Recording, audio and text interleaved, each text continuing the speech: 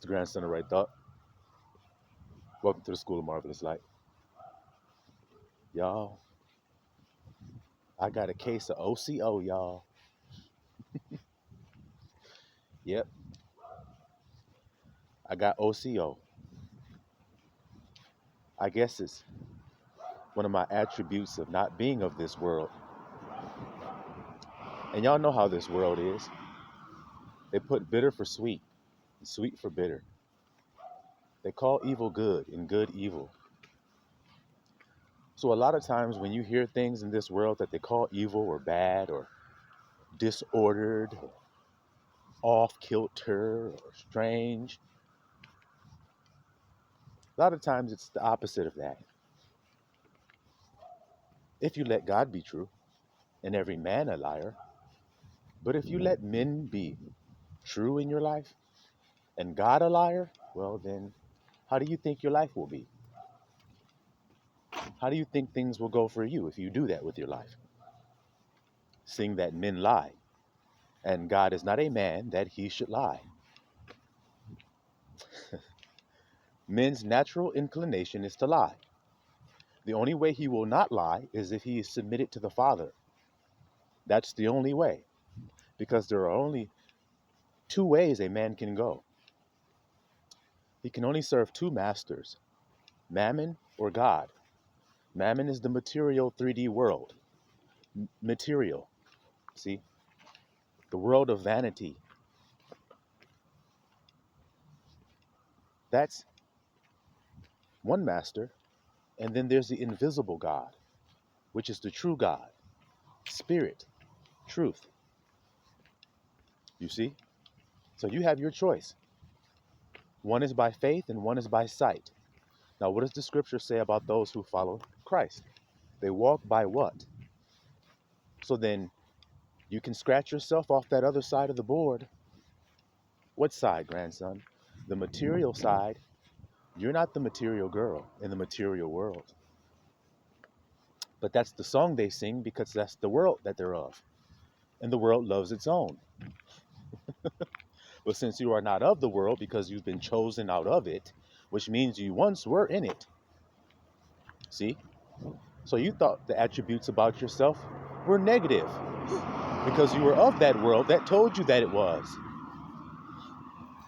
And the only way you can believe otherwise is to come out of that world and be translated out of it and transformed by the renewing of your mind. See how it all goes? So this OCO I've been telling you about that I have, the world would call it probably OCD. I call it OCO because what I have is obsessive compulsive order. That's what I got, y'all. I got obsessive compulsive order. And you know why I got OCO instead of OCD? Because I've been translated. You see? Because when you're in the world, you got OCD. It's just the way that it is. Everyone in the world does. It's only two worlds. So there's the world of order and the world of disorder. What does the scripture say about our world? Let everything be done decently and in order. So I got OCO. You see what I'm saying to you? Now, to explain this OCD, I want you to consider your brother Paul. Now, your brother Paul was what be called an apostle. See? Elected out of the world, translated on the road to Damascus. This happened. Y'all all know that. He was struck with blindness, and then he had to get his sight back. See, he had to be given new eyes, in other words, and new ears. See? Because that's what happens when you get translated. You see things differently and hear them differently because you have a new mind. You see? But what did he say about the old life? Since he's honest about it, he says, the things I want to do, I can't do. The good I want to do, I don't end up doing. I end up doing the thing that I hate. See what I mean about being OCD? Obsessive, compulsive. What does compulsive mean? An irresistible urge.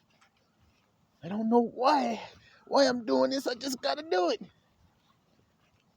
An even more in-depth definition is an irresistible urge that even or especially goes against your conscious wish. What did Paul say? Look up look up compulsive and then look at what Paul says. It matched perfectly. The thing I would, I don't. The thing I don't want to do, that I do.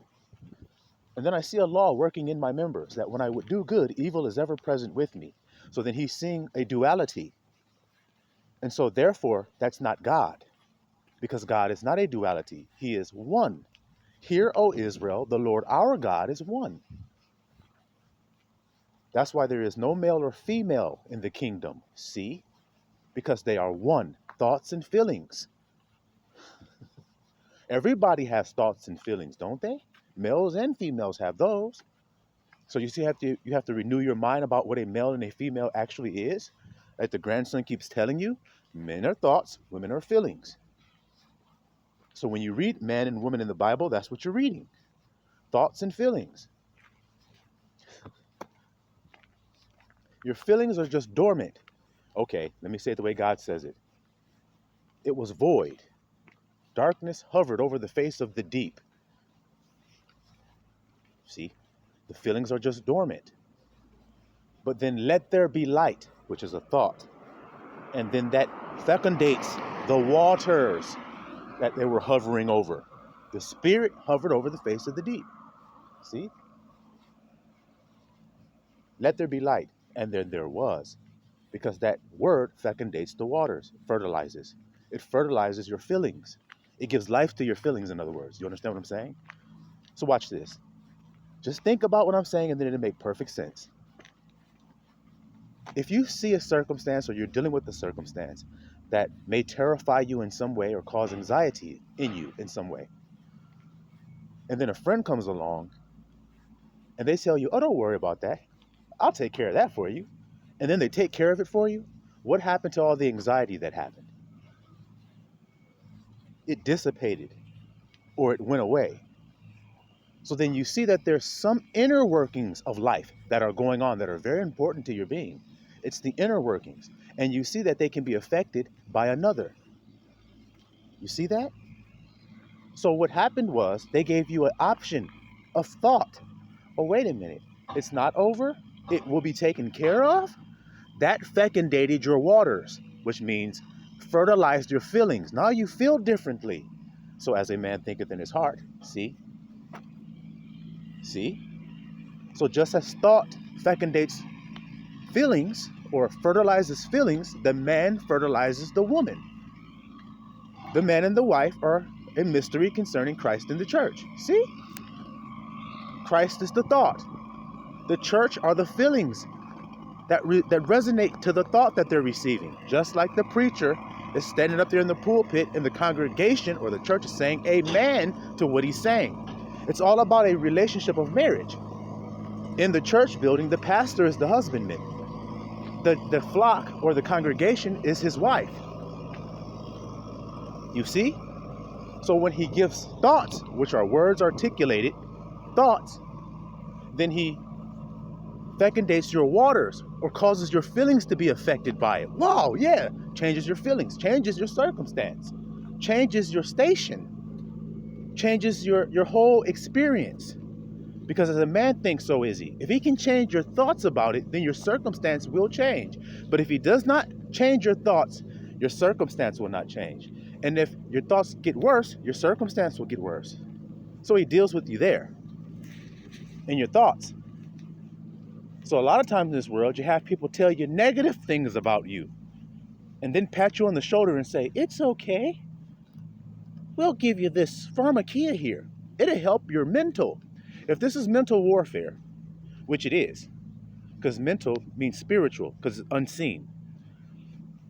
If it's spiritual warfare, which is mind warfare we're having here, then why would you allow your enemy to tamper with your mind with pharmakia and sorcery by sending you to a pharmakia? I'm just saying it in Greek because it's written in Greek, but send you to a pharmacy. You go to the doctor, he writes something on a piece of paper, and then where do you go? To the pharmacy. Now look up pharmacy in Greek, pharmakia. Look up what it means. Sorcery and witchcraft. And how did he deceive the world, the enemy that is? With sorcery, with pharmakia. That's how he distorts your mind. Because that's what the war is about. It's not about anything else. It's about your mind. Because as a man thinks, so is he. So why would I attack anything else if I wanted to affect him? Why would I attack anything other than his mind? Because out of his heart come his issues. If I want him to have a lot of issues, I'll attack his heart, which is his mind. So then someone has to fight back for the mind. That's right thought. Right thought fights on behalf of the mind. See? Righteousness is right thought. That's why it's a breastplate. What will block the arrows of the enemy other than the right thoughts, guys? What will block his attack? Do you think eating salad will block his mental attack? Do you think so? And not eating that will block his mental attack toward you? No, it's how you think. That's what will block his mental attack, because the thinking is the strong man of the house. If I can bind how you think and control it, then I can destroy your house. Read the scriptures and see if what I'm saying is true. But if I can't bind your strong man, then can I break up your house? In other words, break up your life? If I can't bind your mind, that's your strong man. So how is my strong man being bound if he's a strong man? I don't believe he's a strong man. It's just that simple then. So it's my thoughts that have to change in order for my circumstance to change. You see? So just like Paul said, I had OCD.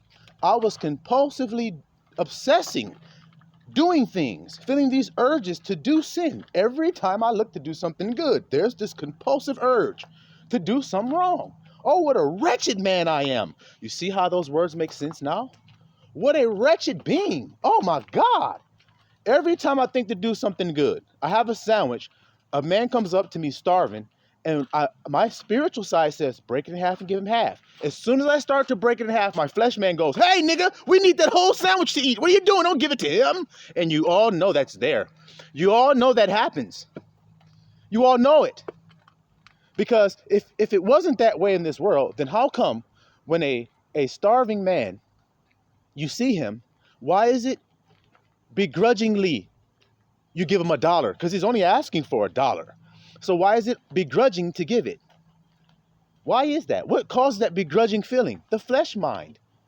The flesh mind assumes about that man.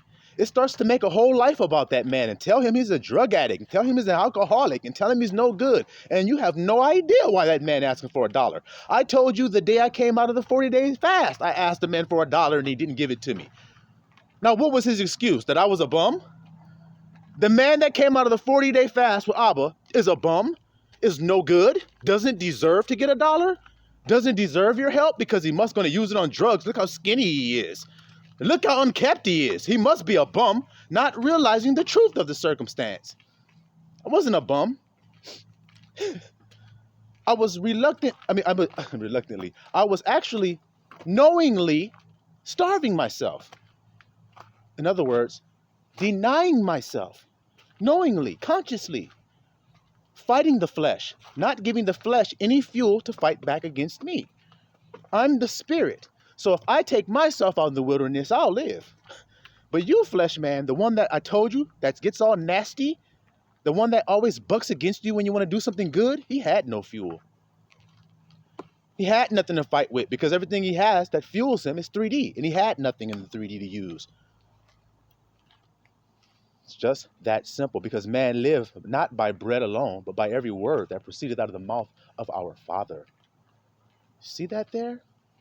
That's the truth of the matter. So I got obsessive compulsive order disease, whatever you want to call it. I got obsessive compulsive order. And that obsessive compulsive order causes me to obsessively and compulsively do things orderly. You hear what I'm saying here? What do I mean? When a negative thought tries to come into my mind, I obsessively and compulsively think opposite thoughts. I beat that thought's ass. I jump his ass with a bunch of righteous thoughts. An army floods in on that nigga. That's what I do. You understand that? I obsess about it. Because I'm telling you right now, the world tells you obsession is bad. It's not. It's great. See how I say? Versus what the world says? They say that. I say this. That proves I ain't of this world. Because this world says being obsessed is negative, a negative trait. No, it's not. It's a good trait. Anybody who ever did something great was obsessed over it. That's the only way it was produced. Because it takes obsession to produce something. It takes penetration and repetition to produce a thing. Isn't that when you go to the gym? Isn't that what you do? Repetitions, reps, and you have to diligently do it and persevere through injury and hardship to accomplish your task? See? It's just like sex. The motion of sex, the penetration, the repetition of the penetration produces the offspring. See? Do you see?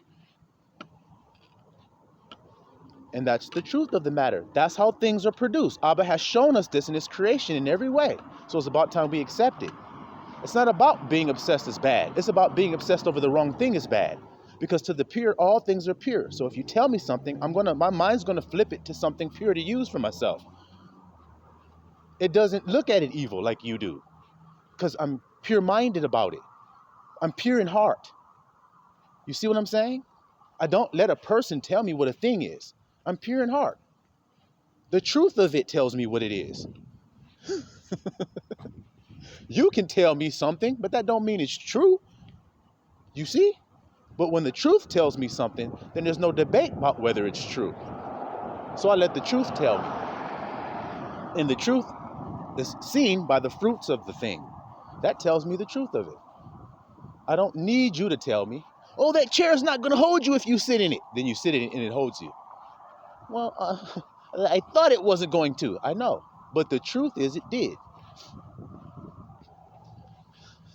See how that's going?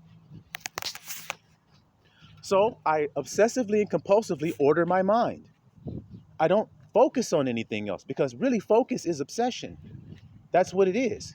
And it comes a sudden, irresistible urge. It's just like when I make music. I could be going days and days and days never thinking about making a song. It never comes up in my mind. You see? But then all of a sudden, I get this irresistible urge, see, compulsion to do it. And then when I'm doing it, I am completely obsessed about doing it till it's done. I'm so focused on it that I do it until it's done. So if somebody saw me in that state, they would say, man, this dude's obsessed. You're not eating? You're not taking a break? Did you even use the bathroom? Oh, man, I'm gonna finish this song. Real quick, but I'm so focused on that. I'm in the, what they call that? I'm in flow right now. I'm in flow. See? I'm in the energy. The irresistible urge is the flow. See what I'm saying to you?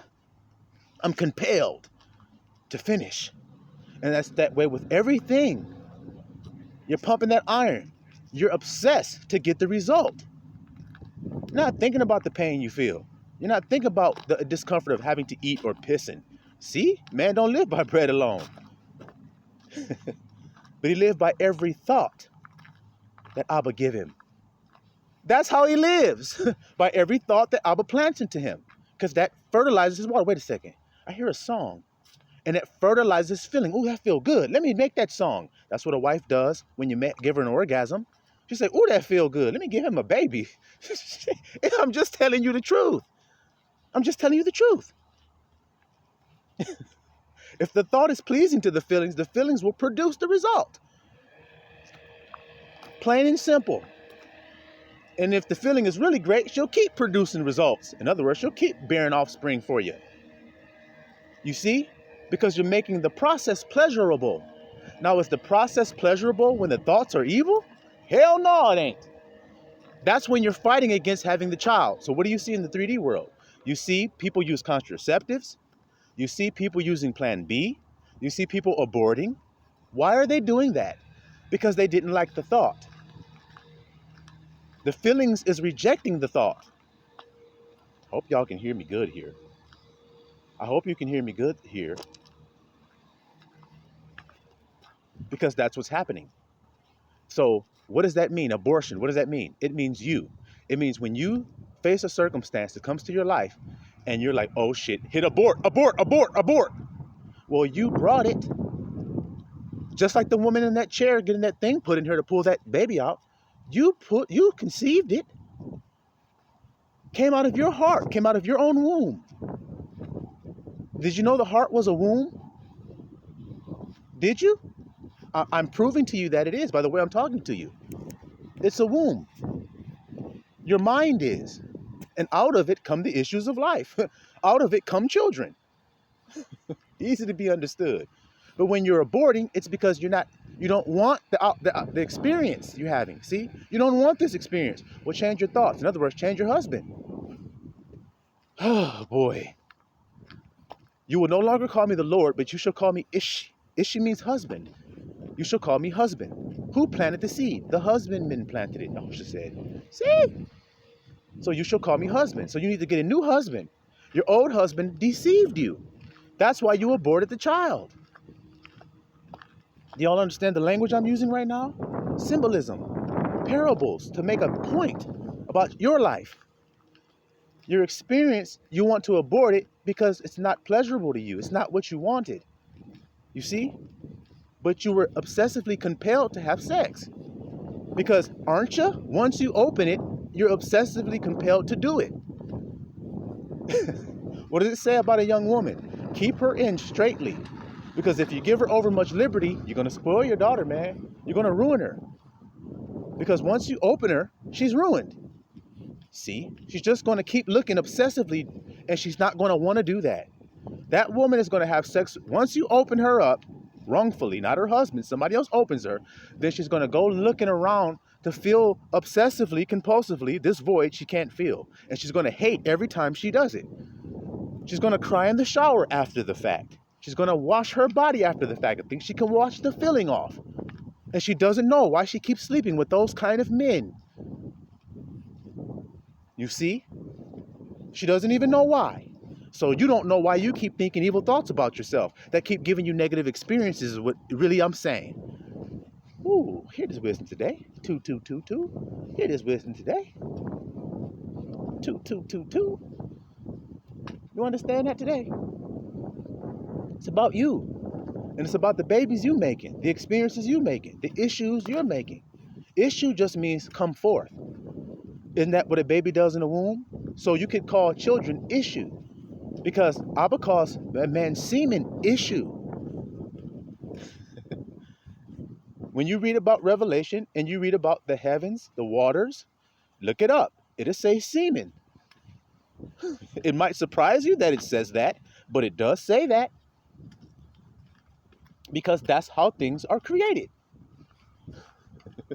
That's how you got here. And that's how everything got here. The flowers. How does a new flower grow? Got to be fertilized. Got to be pollinated and all that. The female part of the plant got to release, the male part of the plant got to release the part he got to release into the female part of the plant so that it can produce more. So this principle, like I told you, is everywhere around us. It's done decently and in order. When you don't have the experience you desire, it's because your thoughts are not decently in order. Because it doesn't matter how it looks, as Yahusha showed you on that boat. It matters about your internal state. Your internal state shows what husband you have. That's the point. You can't serve two masters. Your husband is your master.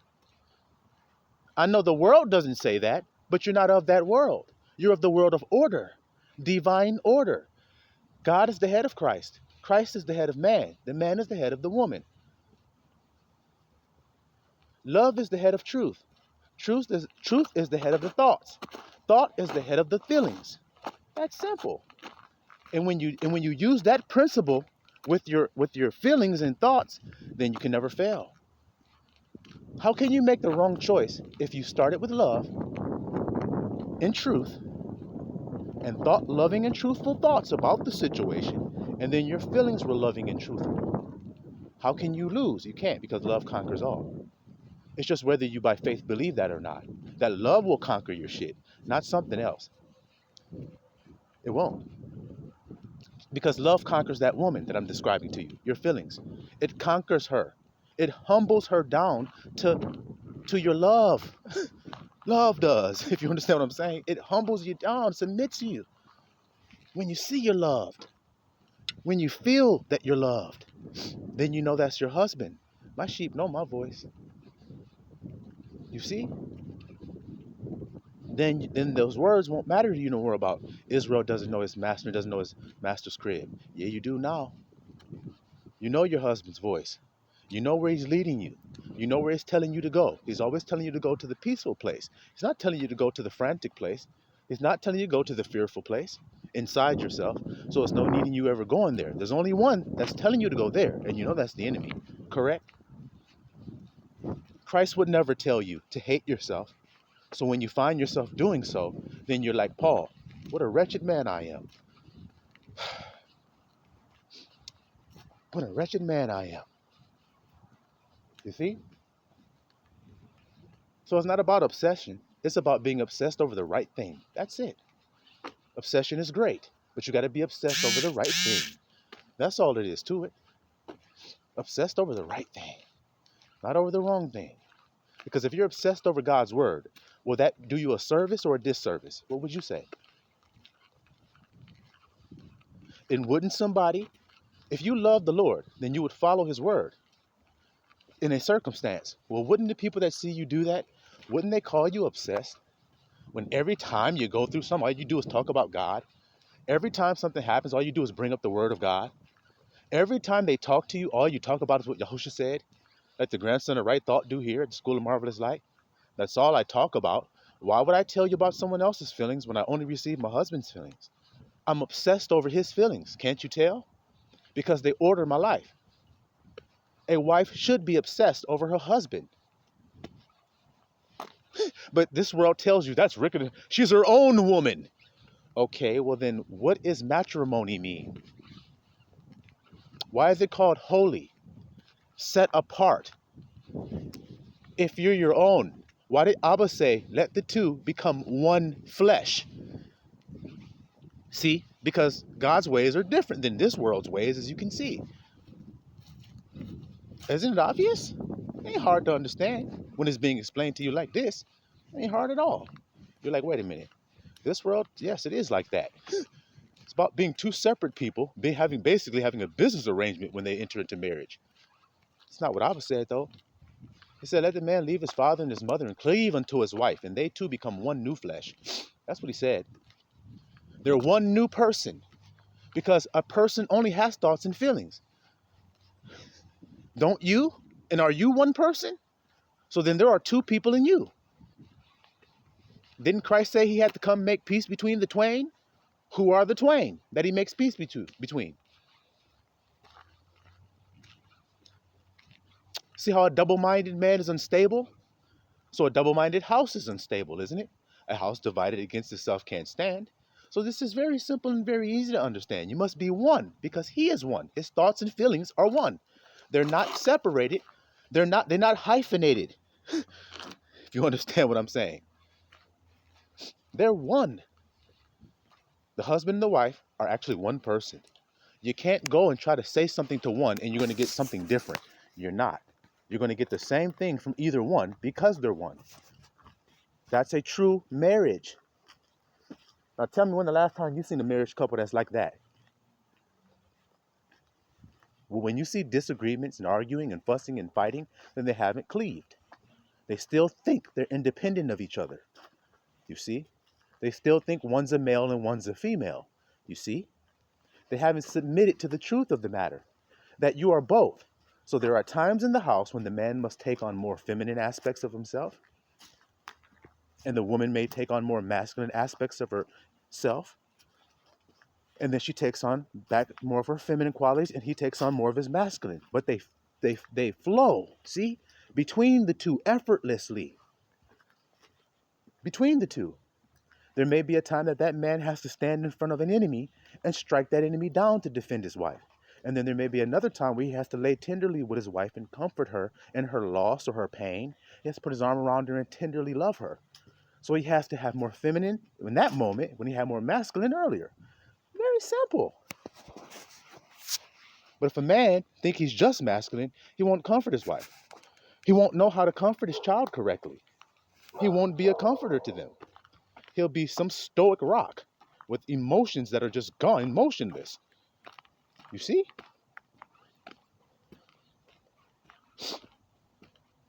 That's true oneness in the body.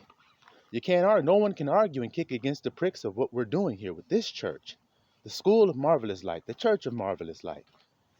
You see? The church of marvelous light. Watch the light and respond to what the light tell us and rejoice over it, because love rejoices in the truth. So that's what we're doing. Y'all show us the light, and we all bask in the ambience of it, don't we? We all benefit from it. We all eat from it. We all drink from it, and we all live by it.